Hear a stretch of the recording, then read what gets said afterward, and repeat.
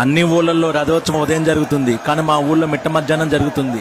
అసలే మా పలనాడు రాతి భూమి. ఎండాకాలం నడినెత్తిన బగబగ మండే సూర్యుడు, పట్టుకుంటే వేళ్లు నలిగిపోయి ఇనుప చైన్లు, కాళ్ళు కింద అంతున్నాయో లేక గాల్లో ఉన్నామో తెలియదు. లక్షలాది మంది మధ్య గుండె పగిలిపోయే ఒత్తిడి. మార్చల సమాజాన్ని కుల మతాలకు అతీతంగా ఒకటి చేసే ఉత్సవం. 2 తెలుగు రాష్ట్రాల్లో 2వ అతిపెద్ద రథోత్సవం.